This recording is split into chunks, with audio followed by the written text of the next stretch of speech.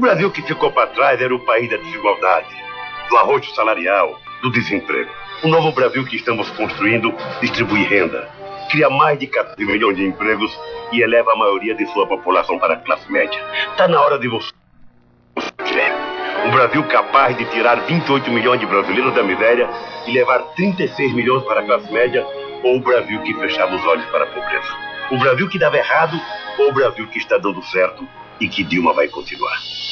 A questão que o presidente Lula levanta, de decidir entre o Brasil que dava errado e o Brasil que está dando certo, apareceu com força total no debate de ontem à noite na Rede TV. Dilma reafirmou seus compromissos com esse Brasil que vive a maior transformação de sua história. Um Brasil que Serra não consegue ou não quer ver. Tudo o que Lula e Dilma já fizeram foi criticado por Serra. Para ele, nada está bem no Brasil de hoje. Seu modelo de governo está preso ao passado, ao governo de FHC. O que se viu no debate de ontem foi isso. Um confronto entre o passado do governo de Serra e Fernando Henrique, o presente que o Brasil vive hoje com Lula e o futuro que Dilma propõe. O Brasil mudou. Meu projeto é o projeto de transformação do Brasil, que teve início em 2002, com a eleição do presidente Lula, que nós assumimos em 2003. De lá para cá, o nosso país mudou. Nós tivemos um aumento do crescimento econômico, com distribuição de renda e inclusão social. Houve uma grande redução da desigualdade no nosso país. E isso se refletiu em aumento do emprego, na melhoria do consumo de todas as camadas da população. Privatizações. O candidato Serra fala que é a favor do fortalecimento das empresas estatais.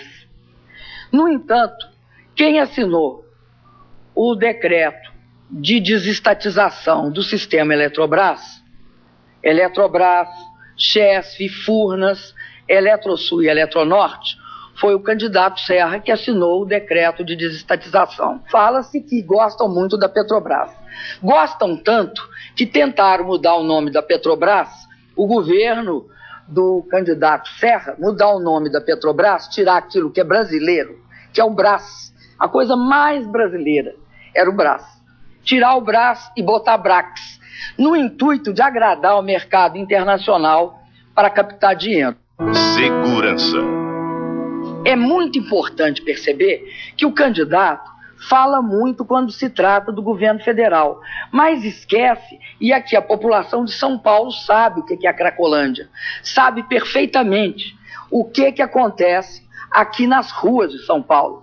Não há uma política antidroga efetiva. Eu tenho um compromisso, é livrar São Paulo do PCC. Nós sabemos o que resultou aqui, nessa cidade, com o abandono da política de segurança pública. Nós investimos em segurança 2,5 vezes mais que o governo Fernando Henrique Cardoso.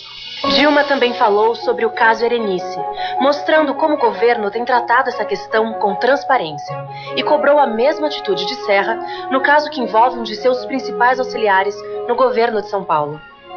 Transparência. Quem conhece a minha história sabe que eu tenho um compromisso em combater o nepotismo e qualquer tipo de tráfico de influência.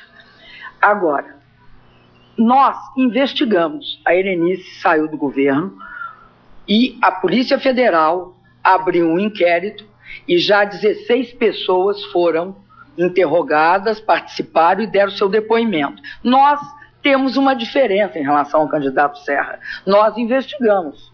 O candidato Serra, por exemplo, esquece que a revista Veja disse que o senhor Paulo Vieira de Souza está envolvido no Castelo de Areia, e isso significa propina da obra mais importante do governo do estado de São Paulo, o Rodoanel. Então, isso também tem que ser investigado. Não me consta que isso foi investigado. Paulo Vieira de Souza, o Paulo Preto, foi acusado por líderes do próprio PSDB de desviar 4 milhões de reais doados para um suposto Caixa 2 da campanha de Serra. No último dia 11, Serra negou o sumiço do dinheiro e garantiu que nem conhecia Paulo Preto. O acusado não gostou e pela imprensa mandou um recado a Serra. Não se larga um líder ferido na estrada a troco de nada. Não cometam esse erro. Serra entendeu a mensagem No dia seguinte, mudou de opinião. Afirmou que conhecia Paulo Preto e ele era totalmente inocente. Afinal de contas, quem é o Serra verdadeiro? O do dia 11, que disse não conhecer Paulo Preto, ou o do dia 12, que falou que conhecia Paulo Preto e ele era inocente? O fato é que o Serra não podia ter negado que conhecia o acusado. Paulo Preto foi diretor da estatal Dersa durante o seu governo em São Paulo. Foi responsável pelo Rodoanel, a obra apontada pelo Ministério Público Federal e o Tribunal de Contas como cheia de irregularidades. E a filha de Paulo Preto foi nomeada por Serra governador para cargo de confiança no Palácio dos Bandeirantes. Serra também escondeu a verdade quando chamou Paulo Preto de inocente. O nome dele aparece em uma série de documentos apreendidos pela Polícia Federal na Operação Castelo de Areia. E em junho desse ano, Paulo foi preso em flagrante, acusado de receptar uma joia de brilhantes roubada no valor de R$20 mil. A verdade é uma só. Dilma é a garantia de mais avanços para o Brasil. Com ela, nada vai parar e o Brasil vai seguir em frente. É só comparar. O Brasil, no nosso período, cresceu. Nós pagamos a dívida com o Fundo Monetário Internacional. A dívida que eles deixaram para nós. Além de pagar a dívida, emprestamos para o Fundo Monetário Internacional. Era tão pouco emprego, nós criamos quase 15 milhões. Eles criaram menos. Eles criaram em torno de 5 milhões. Nós criamos 3 vezes mais empregos. Eles apostaram que a crise ia ser um tsunami. E ela foi uma marolinha. Por que eles apostaram? Porque eles queriam que a gente adotasse o receituário deles, que é corta salário, acaba com o consumo para o investimento, eleva os juros à casa dos 20%. Nós não. Nós investimos, garantimos o emprego e o consumo. Ora, é essa comparação que ele não quer fazer. O Brasil vai seguir mudando. Falei aqui hoje na importância da educação de qualidade. Valorizar e respeitar o aluno, fazendo que quando ele passar de ano, ele aprenda. Valorizar o professor com salário digno, com formação continuada e com respeito e diálogo e não cacetete.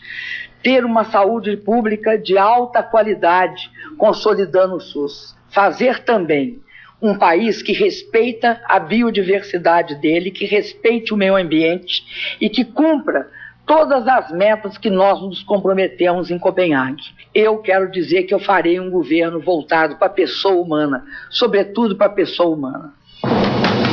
De norte a sul, de leste a oeste do país, Dilma vai tocar as obras que o Brasil tanto precisa. Conclusão da ferrovia transnordestina e da ferrovia norte-sul. O Brasil tá mudando e não pode parar. Conclusão do complexo petroquímico no Rio de Janeiro e da refinaria Abreu Lima em Pernambuco. O Brasil tá mudando e não pode parar.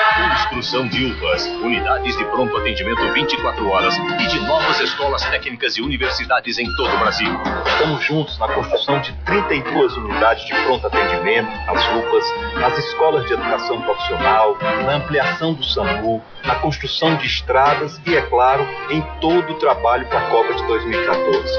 E a melhor garantia para isso é votar em Dilma presidente. O Brasil tá mudando e não pode parar. Modernização do Porto de Santos e construção do arco rodoviário do Rio de Janeiro. Quando aqui no Rio de Janeiro nós construímos o projeto do Pacto das Comunidades, lá estava Dilma. Quando nós construímos a candidatura às Olimpíadas, lá estava Dilma. Quando nós estávamos planejando o complexo petroquímico de Itaboraí, o maior investimento da história da Petrobras, lá estava Dilma. Por isso eu não tenho dúvida, o povo do Rio sabe agradecer. Nós vamos votar em Dilma. O Brasil tá mudando e não pode parar. Construção das hidrelétricas de Santo Antônio e Giral na região norte. Duplicação da BR-101 no sul e no nordeste do país. Obras de saneamento e construção de milhares de casas em todo o Brasil. O Brasil tá mudando e não pode parar. E tem centenas de obras também no sul, no sudeste, no centro-oeste. O Brasil de Dilma é o Brasil inteiro. O Brasil de todos os brasileiros. O Brasil tá mudando, mudando, mudando e vai continuar.